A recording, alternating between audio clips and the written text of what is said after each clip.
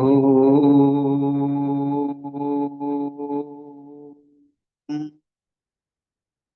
विश्वानि देव सवितर्दुरितानि परासु यद्भद्रं तन्नासु। ॐ शान्ति शान्ति शान्ति। वसुदेवसुतं देवं कंसचाणूर्यमर्दनं देवकी परमानंदं कृष्णं वंदे जगद्गुरु। श्री सद्गुरुदेव भगवान की जय। प्रस्तुत श्रीमद् भगवद गीता का 13वां अध्याय और श्लोक क्रमांक 8वां चल रहा है। यहाँ शत्रज्ञ का विचार चल रहा है, जो देखिए आत्मा का जो लक्षण वो अलग है और शत्रज्ञ अलग है। शत्रज्ञ का अर्थ होता है उस स्थिति को प्राप्त हुआ हो, है तो आत्मा ही है ना, उसको उसने अपना स्वरूप को प्राप्त किया, लेकिन वो क्रिया जो हुई है उसकी वो उसके अनुसार वो उसको प्राप्त होता है, उसको कहते हैं शत्रज्ञ। समझने की बात है, स्वयं तो है ना। आत्मा का लक्षण जो बताया है कुटस्थ, जो वो स्थित प्रज्ञ का भी वही ये जो स्थित प्रज्ञ का बताया था वही यहाँ उसका बता रहे हैं कि वो उस साधना से जो 12वां अध्याय में भक्ति योग बताया, और जो भक्ति के माध्यम से जो अवस्था बनती है उस इच्छा द्वेष सुख दुख या जो इसने जो है समाप्त किए हैं उसका, है ना, जो आत्मा अनुभव है वो यहाँ दर्शाते हैं। और फिर उसकी शरीर की क्रिया कैसी रहती है वो यहाँ बताते हैं कि कहते हैं इंद्रियार्थेषु वैराग्य मन अहंकार एव च जन्म मृत्यु जरा व्याधि दुख दोषानुदर्शनम। इंद्रियार्थेषु वैराग्यम, वैराग्य किसको कहते हैं? जो ये लोक से ब्रह्मलोक पर्यंत सुख उपलब्धि भोगों का विधिवत त्याग करता है उसको वैराग्य कहते हैं। यहाँ ऐसे वैराग्य तो बहुत प्रकार का है। स्मशान वैराग्य, स्मशान में मुर्दा देखा कि मरना पड़ता है तो वैराग्य हो गया, फिर घर में जाके समाप्त हो गया, घर में झगड़ा हो गया तो वैराग्य आ गया, और फिर बाद में जो है वो अपने और स्थिति में आ गए, सांसारिक स्थिति में। तो वैराग्य वो नहीं है।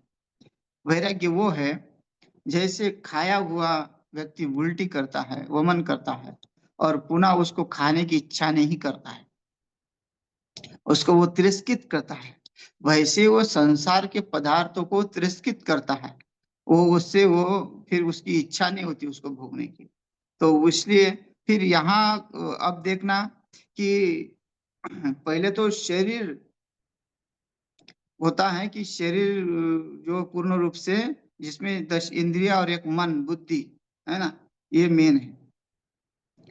या बुद्धि ने विचार किया, फिर मन में वो पूर्ण रूप से जो है संकल्प किया कि हाँ मुझे नहीं खाना है।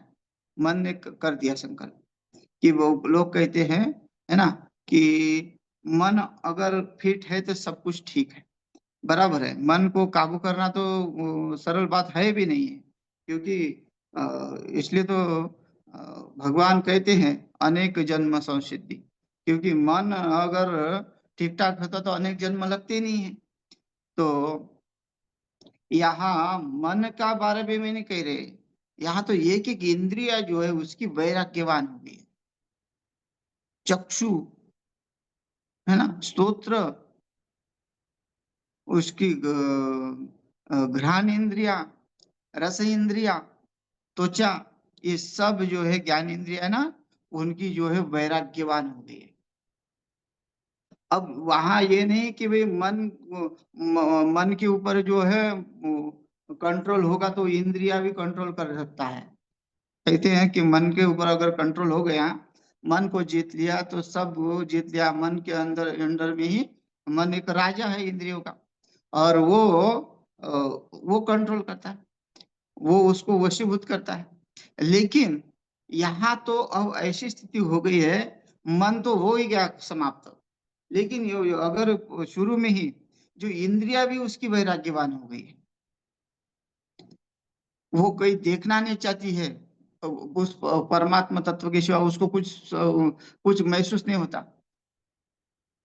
उसकी श्रवण इंद्रिया जो है परमात्मा की स्तुति के सिवा दूसरा ग्रहण ही नहीं करती। उसके संसार व्यवहार को जो है पूर्ण रूप से वैराग्य हो गया है। वैराग्य का अर्थ होता है कि इस संसार को न मानना, इस संसार को वो जो है धारण करने योग्य नहीं है, ये स्वीकार करना है ना। जैसे मैंने कहा था कि जो वमन उल्टी करता है उसको धारण नहीं करता दोबारा व्यक्ति, वैसे ही संसार के पदार्थों को दोबारा वो धारण नहीं करता, उसके दृढ़ वैराग्य हो गया उसको मन से। चाहे इंद्रियार्थेषु वैराग्यम, और यहाँ वैराग्यम, यहाँ है अर्थ जो है, मन नहीं लिखा हुआ है इसमें। वैराग्य मन अहंकार एवच लिखा हुआ है, तो यहाँ मन नहीं लेना है, यह अनहंकार एवच, मतलब वो अहंकार रहित हो गया है। कई कई श्लोक का अर्थ अगर नहीं समझते तो सरल सरल अर्थ लेंगे कि इंद्रियार्थेषु वैराग्य मन अहंकार एवच, मन से अहंकार नष्ट हो गया, ऐसा नहीं है। या ये मन का विषय ही नहीं रहा, वो मन को जीतने के लिए उसको प्रयास ही नहीं करना पड़ेगा। यही शत्रज्ञ की बात चल रही है, जिसने उस परमात्मा को तत्व से जाना, मन को स्थिर करने के लिए।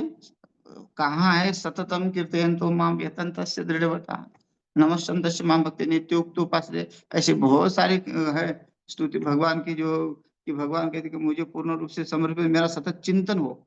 लेकिन ये जो ज्ञानी पुरुष है यहाँ रीति ज्ञानन मुक्ति तो कहाँ है कि ज्ञान के बिना मुक्ति नहीं है। अगर हम इस साधना को अपनाएं, कौन सी साधना को? स्वाध्याय, जो श्रवण साधना है, स्वाध्याय साधना है, जो शास्त्रों का जो है श्रवण है, पठन पाठन है, उससे व्यक्ति की जीवन मुक्ति की स्थिति बन जाती है तुरंत। उसके जैसे तप करने से तो पुण्य होता है, तप करने से स्वर्ग की प्राप्ति भी होती है, हाँ? और तप करने से मुक्ति भी होती है, लेकिन कब होगी पता नहीं।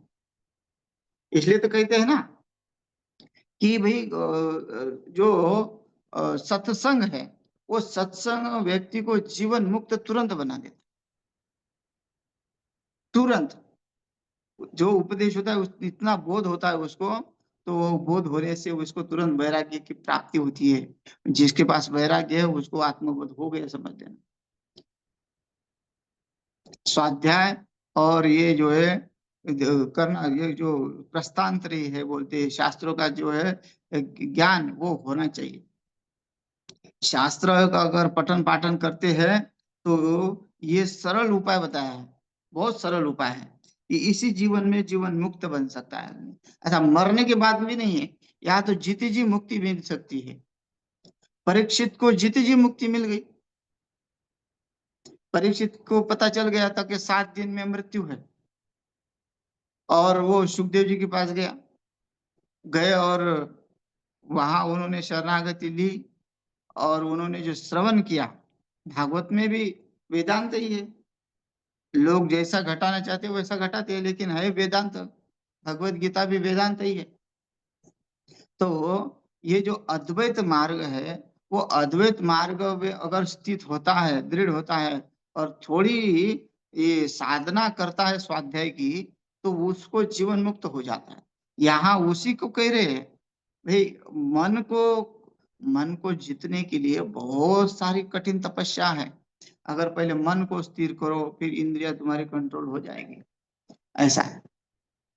लेकिन यहाँ मन का कोई विचार ही नहीं है, यहाँ तो इंद्रिया भी जो है वैराग्यवान हो जाती है, और इस ऐसे जीवन मुक्त स्थिति को बना देता है ये। केवल किससे? श्रवण मात्र से, स्वाध्याय से। तो ये सर अनेक साधना है।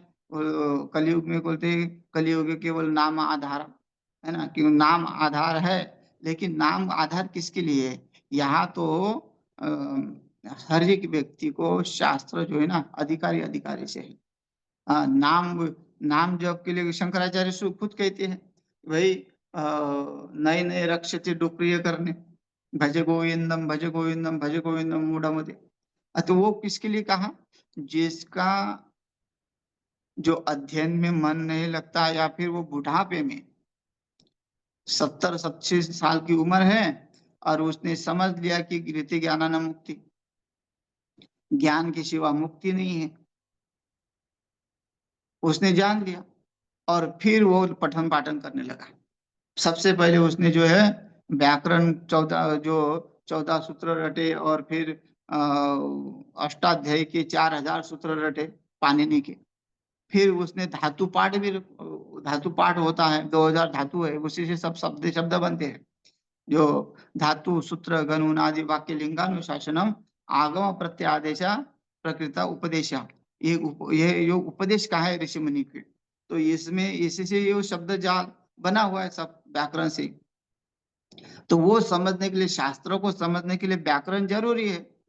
पाणिनि का व्याकरण मुख्य माना गया है, नव्य व्याकरण उसको मानते हैं कि ये जो व्याकरण है वो मतलब प्राचीन तो कुछ मानते हैं, कुछ नव्य व्याकरण जो पौराणिक मानते हैं। तो उसको उसको पढ़ के और फिर जो है धातु पाठ पढ़ के, वो डुक्रिय करण है, क्रिय करण्य धातु है। तो क्रिय करने धातु हो, तो वो शंकराचार्य कहते हैं डुक्रिय करने नहीं न रक्षति। तो किस अवस्था में भाई? बुढ़ापा की अवस्था में तुमको कहाँ ये पठन पाठन होगा, कहाँ तुम उसके अपेक्षा तुम इधर से भी जाओगे उधर से भी जाओगे, है ना? तो हाथ में कुछ नहीं लगेगा। इसलिए बोलते हैं भज गोविंदम, तुम्हारा गोविंद मतलब नामस्मरण करने का समय है। बुढ़ापा में नामस्मरण करने का समय, लोग बोलते हैं ना बुढ़ापे में भजन करेंगे। हाँ, तो ये जो ज्ञान जो प्राप्त नहीं करेंगे तो क्या होगा? कुछ ना कुछ तो करना पड़ेगा, थोड़ा बहुत तो पुण्य कमाना पड़ेगा। लेकिन मुक्ति नहीं, ऐसा नहीं है कि मुक्ति वो तो लालच देते हैं। नहीं तो लोग तो कितना नाम स्मरण कर रहे हैं, बोलते हैं कि नाम स्मरण से तुरंत मुक्ति है। ऐसा वो स्थिति जो है बनने में बहुत पुण्यवान चाहिए, उसमें बहुत पहले अनादिकाल से उसने जो पुण्य किया हुआ हो, फिर उसकी स्थिति बन जाती है। ऐसा नहीं है कि नामस्मरण व्यर्थ नहीं है। लेकिन कहने का तात्पर्य है कि जो स्वाध्याय का जो फल तत्फल मिलता है ज्ञानी को, जैसे जनक राजा विदेही है ना, यो अपने ज्ञान से हो गए, शास्त्रों के ज्ञान से, वेदों के उपनिषद ज्ञान से ही विदेही हो गए हैं।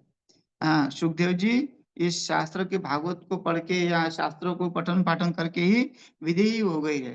तो यहाँ ये जो उपाय है, ये शास्त्रों का श्रवण का, वो बहुत सरल उपाय है। इसको मनन करो, निधि ध्यान करो। ऐसा कई लोग जो कहते हैं ना कि योग करने से भी मुक्ति मिल जाती है, योग करने से भी मुक्ति मिलेगी अवस्था। वहां भी ज्ञानेश्वर महाराज ने कहा है कि कि भाई योग अगर तुम समय पे नहीं करोगे, योग साधना सब, मैंने कहा ना कि अधिकारी अधिकारी, शास्त्रों को भी अधिकारी है। ऐसा नहीं कि अधिकारी को ये प्राप्त होगा, अधिकारी को ही प्राप्त होगा। इसके लिए अवस्था चाहिए, वो जिज्ञासा चाहिए, गुरु कृपा चाहिए, तभी ये शास्त्रों का जो श्रवण होता है, शास्त्रों का पठन होता है। तो वो कहते हैं कि योग भी जो है क्या है, निष्फल हो जाता है, उसके लिए कठिन हो जाता है। जैसे लोहे के चने चबाने जो है, जैसा उसका उसको कठिन हो जाता है। योग अगर वो बुढ़ापे में योग भी करता है तो उसके लिए भी नामस्मरण का उपाय होता है संतों ने कि भाई योगाची या वाटा जे निघाले सुभटा त्या दुःखाची वाटा भाग आला। वो ऐसा ज्ञानेश्वरी जी में, ज्ञानेश्वरी की जो चौपाई में लिखा हुआ है कि योग जो योगाचा जो वाटा, जो योग मार्ग से जाते हैं जो बुढ़ापे में, है ना। बुढ़ापे में सोचते हैं कि मैं योग करूँ, तंदुरुस्त रहूं, मेरी आयु बढ़ेगी, तो ये बोलते हैं कि योगाचार्य निकाल सुबटा त्या दुःखाचा जीवाट भागाला, उसके फिर उसके हाथ में दुख ही प्राप्त होता है और कुछ नहीं। तो इसलिए ये जो सरल मार्ग है, तो ये सरल, ये नामस्मरण भी करते रहो और शास्त्रों का जो है श्रवण भी करते रहो। शास्त्र के श्रवण के बिना उपाय और दूसरा मुक्ति है ही नहीं। हाँ, पुण्य होगा, नामस्मरण से पुण्य होगा, मन थोड़ा सा स्थिर रहेगा, लेकिन निरंतर नहीं। निरंतर स्थिति जो बनती है, क्योंकि मन कितनी बार तप करने वाला, हजारों साल तप किया, 60-60 हजार तप किया, फिर भी इसकी विश्वामित्र की इंद्रिया उत्तेजित हो गई। विश्वामित्रा ने फिर भी जो है अप्सरा से शादी किया, उससे पुत्र भी प्राप्त किया, घरदार छोड़ के सब चला गया था तपस्या करने के लिए। तो क्या क्या हुआ कि वो जो है विफल हो गया, सफल नहीं हुआ। क्यों? क्यों? केवल तप से जो है तप करना बहुत कठिन है, तो लेकिन ये मार्ग बहुत सरल है। तो क्यों बता रहे हैं कि इंद्रियार्थेषु वैराग्यम, क्योंकि उसके जो ज्ञानी पुरुष है, उसके तो इंद्रियों को वैराग्य होता है, मन की तो दूरी बात है।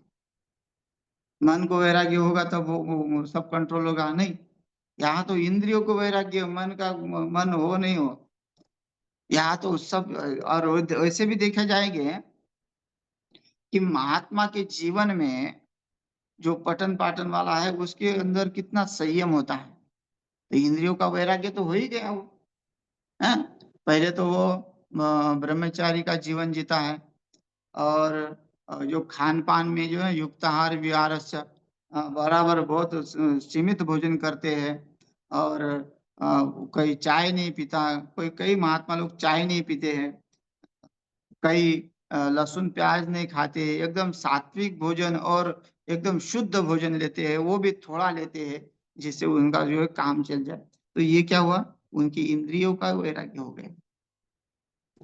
वो उनको पता है कि ये जो है ये हानिकारक है हमारे लिए, इंद्रियों को हानिकारक है। इंद्रिया सोचती है कि ये मेरे लिए हानिकारक है, जीवारस सोचती है कि ये मेरे लिए हानिकारक है। तो ये इंद्रियार्थेषु वैराग्यम अहंकार रहित होता है उसको, जो ज्ञानी पुरुष होता है। ज्ञानी पुरुष अहंकार रहित होता है। नहीं तो जपी तपी, हाँ, ये जो होते हैं, इनके अंदर अहंकार होता है। एक कथा आती है ना, एक संत जो है कि तप करके निकले, और उसके बाद जो है एक पक्षी ने उनके ऊपर विष्ठा कर दी, तो उन्होंने देख के ही जो है उसको जला दिया।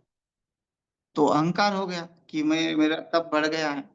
और जब वो पतिव्रता स्त्री के सामने गए और उसने भिक्षा देने में विलंब कर दिया, तो उसको घूर के देख रहे, तो उस माता ने कहा कि महाराज, मैं वो पक्षी नहीं हूँ जो तो आपके देखते ही जल जाऊंगी। तो देखो उसका अहंकार नष्ट हो गया, क्योंकि वो ज्ञानी थी। वो, उसका पति जो है ज्ञानी था, तो उसके पास वहां जाके बोध लिया काशी में, ऐसी कथा आती है। तो और उसका तप करते करते बोलते हैं कि उसकी जटा में घोंसले बन गए थे, इतना उसने तप किया। उस महात्मा ने इतना तप किया कि जटा, उसकी जटा में घोंसले बन गए थे चिड़िया के। तो फिर भी जो है अहंकार नहीं गई। तो यहाँ अहंकार, अनहंकार रहित, अहंकार रहित होती है, अनहंकारी होती है। अनहंकार या कहते हैं अनहंकार, या अन शब्द उपसर्ग जोड़ दिया उसको, उपसर्ग जोड़ने से जो शब्द का अर्थ बदल जाते हैं, अहंकार अनहंकार विरुद्ध हो गया। तो ये उसका जो है अ, अनहंकार जो है बन जाता है, अहंकार रहित बन जाते हैं। उसके बाद कोई किसी प्रकार का अ, अहंकार इसलिए नहीं करता है क्योंकि अ, उसको ये जो ज्ञान है, वो ज्ञान है कि ये वे जो पदार्थ है, पदार्थ तो मेरे है नहीं। व्यक्ति अहंकार कहाँ करता है कि उसके पास कुछ होता है, उसके पास कुछ होता है तभी वो अहंकार करता है। शत्रज्ञ के पास तो अपना शरीर भी नहीं है, तो अहंकार किसका करेगा। और वो क्षत्रज्ञ, उसको कितनी अवस्था बड़ी प्राप्त होती है, कितना वो निर्मल बन जाता है। जिसने गुरु के पास, या क्या कहा, देखो ऊपर ऊपर श्लोक में बोला था, आचार्य उपासनम शौचम स्थैर्य महात्म विनिग्रह। देखो आचार्यों के पास जाकर श्रवण करके, है ना, पठन पाठन करके केवल छोड़ना नहीं है, उसका मनन निधिध्यासन करना। और आचार्य के पास जाके क्या होता है, यम नियम संयम, है ना, ध्यान धारणा प्रत्याहार, यहाँ जो अष्टांग योग भी आचार्य के सानिध्य में ही होते हैं। तो वो सब जो है आचार्य के सानिध्य में रह के ये सब कुछ प्राप्त करता है, तभी उसको क्या है, उसकी इंद्रियों को वैराग्य हो जाता है। जब वो ज्ञान प्राप्त करता है तो उस ज्ञानी को शत्रज्ञ कहते हैं। तो बाद में अहंकार रहित होने से, और फिर जन्म मृत्यु जरा व्याधि दुखो दोषानुदर्शन, जैसे हम उसमें जीवन में, जीवन जीने में आनंद ले रहे हैं, हम अपना जो है जन्मदिन मना रहे हैं, तो जन्मदिन मना रहे तो हम खुशियां मना रहे हैं, वो खुशी नहीं मनाते हैं, उसमें वो दोष देखते हैं कि भाई जो जन्म है उसकी मृत्यु है, काहे का जन्म जो दिन बढ़ रहा है, उतना जिया तो सही, लेकिन 50 साल का जो वो व्यक्ति जन्मदिन मना रहा है, उसने 50 साल में कौन सा पराक्रम किया, संसार को भोगते भोगते आया। अच्छा, जिसके पास पैसा बहुत है उसी के पास ये जो है, ऐसा नहीं कि भाई करो, लेकिन कुछ ध्यान जो है उसके ऊपर दो, कि ये जिसके ऊपर हम ये चर्चा कर रहे हैं वो वो जो है सत्य है क्या मिथ्या है, उसमें दोष देखना चाहिए।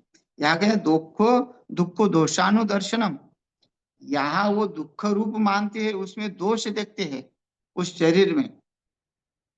हम जो उस क्योंकि इसलिए वो, क्योंकि उनकी इंद्रिया जो है उनको स्वीकार नहीं करती ये कार्य करने में। तो सांसारिक कार्य जो होते हैं उसके जो है केवल लोक कल्याण के लिए होते हैं। परोपकाराय इदम शरीरम, जो शरीर होता है संतों का केवल परोपकार के लिए होता है, केवल लोक समाज का जो है संतुलन रखने के लिए होता है। समाज में अगर सत्संग नहीं होता तो लोग जो है, जो है पिता पुत्र का ही शत्रु बन जाते तुरंत।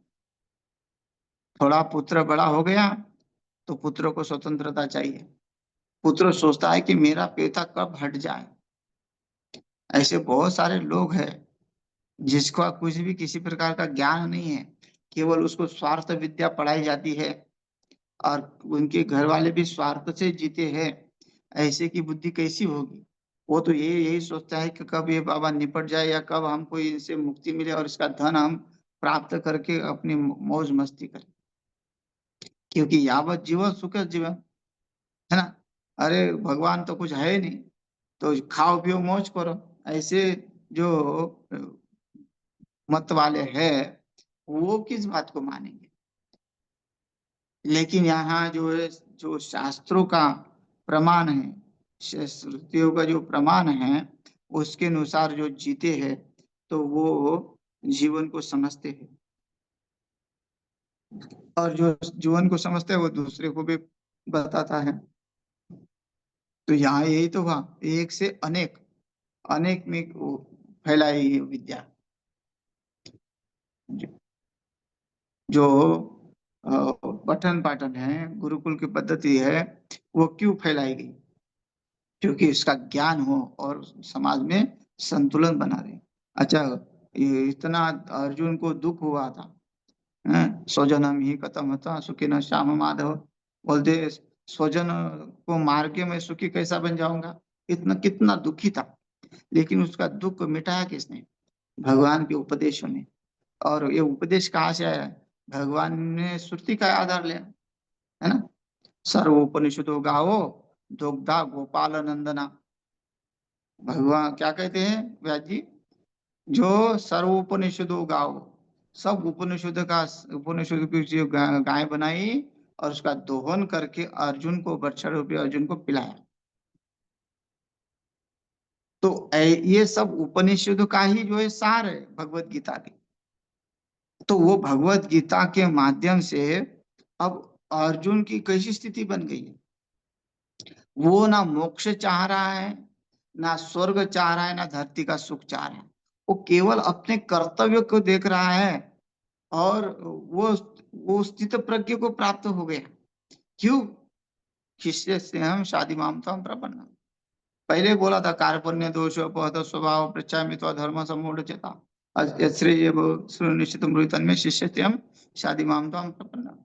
और पहले तो अपने दोषों को देखो, कार्पण्य दोष बहुत स्वभाव, कि आचार्य के पास जाके अहंकार से भूलकर और मैं बड़े घर का हूँ और मेरे की व्यवस्था करो, सब व्यवस्था करो, ऐसा नहीं है। वहां तो गुरुकुल में सब एक जैसे रहते थे विद्यार्थी, एक जैसा खान पीन, एक जैसा रहन सहन था, तो अहंकार रहित हो जाता है व्यक्ति। तो यहाँ आचार्य जब तक गुरु के मुख से श्रवण नहीं होता है, सुनाया जाता है, तब तक इंद्रियार्थेषु वैराग्यम नहीं होगा, इंद्रियों को वैराग्य नहीं होगा। और मन को काबू करने के लिए फिर आपको बहुत तप करना पड़ता है, बहुत तप करना पड़ेगा, एक जने अनेक जन्म को तप करना पड़ेगा, तब जाके कहीं ना कहीं वो साधना प्राप्त होती है। और यहाँ जीवन मुक्त बनता है स्वाध्याय से, पठन जो शास्त्रों का श्रवण से जीवन मुक्त बन जाता है। परीक्षित की जीवन मुक्ति की स्थिति बन गई थी। एक संत ने उनका मनोगत लिखा, बोलते मरण माजे मरून गेले मज के लिए अमर। अब मेरे से मृत्यु तो सब छूट गई, मेरी मृत्यु, अब मैं मृत्यु का भय नहीं रहा। परीक्षित को मृत्यु का भय नहीं रहा। ऐसा नहीं कि परीक्षित को जो शाप जो दिया था ऋषियों ने उसका वो विफल गया, नहीं। दक्ष आया, परीक्षित को काटा, लेकिन परीक्षित उस समाधि, उस स्वरूप में पहुंच गए थे, आत्म स्वरूप की स्थिति बन गई थी, शरीर का संबंध टूट गया था। तो काटने वाला किसको काटेगा? आत्मा तो काटेगा नहीं, आत्मा को काट नहीं सकता, कुछ नहीं कर सकता। और आत्म स्वरूप तो आत्मरूप बन गए परीक्षित, और उनको जो है शरीर को काट लिया उस दक्ष ने, और शरीर तो ऐसे पड़ा रहा, लेकिन उनको कोई मतलब नहीं रहा कि शरीर और उसका कोई संबंध नहीं रहा। तो वो है इंद्रिय शिव वैराग्यम, वो जन्म मृत्यु जरा व्याधि दुख दोषानुदर्शनम, ये तो उसमें दोष देखते हैं। जन्म मरण वाला शरीर है, ये शरीर जो है व्याधि से भरा हुआ है, अनेक अनेक रोग उसमें लगे हुए हैं, अनेक रोग है इस शरीर में। तो इसलिए वो उसमें दोष देखते हैं कि शरीर दुखालय है, इस शरीर को कितने बार ठीक किया होगा, कितनी बार दवाई खाई होगी, फिर भी पुनः पुनः जो शरीर जो है उसमें बीमारियां होती रहती है। और यही तो है, कितने बार ठीक करेगा, कितने बार प्लास्टिक सर्जरी करेगा, पैसा कितने बार होने से अमर थोड़ी होता है। पैसा होने से पैसा है, लेकिन रोग लग गए हैं, कुछ भी खा नहीं सकता, पी नहीं सकता, हल्का फुल्का भोजन कर रहा है, तो क्यों? भोगों की इच्छा तो है, इंद्रिया उसकी चाहती है, उसकी इच्छा है, लेकिन वो प्राप्त नहीं कर सकता, क्योंकि उसके पास जो है वो रोग है। लेकिन संतों के पास रोग होने के हो न हो, उनकी कोई इच्छा नहीं है, किसी प्रकार की इच्छा नहीं है किसी में भी। वो सब संसार के वस्तुओं में दोष वो देखते हैं कि ये तो नश्वर है, जन्म मृत्यु, ये जन्म वाला है, ये शरीर कैसा है, जन्म देने वाला, जन्म वाला है, मृत्यु वाला है, ये जरा बुढ़ापा आने वाला है इसमें, और व्याधि, उसमें रोग आने वाले हैं, इसलिए वो दुख रूप है, ऐसा दोष उसमें भरा हुआ है। ऐसा दर्शन जो है वो शत्रज्ञ उस शरीर का करता है, इसलिए वो शरीर से संबंध नहीं रखता, इसलिए उस शरीर से उसको वैराग्य हो जाता है, वो इंद्रियों को से वैराग्य हो जाता है, इंद्रिया भी उसकी वैराग्यवान वहां हो जाती है। तो ये श्लोक का अर्थ है। शेष जो है कल देखते हैं, समय हो गया। हरिओम तत्सत।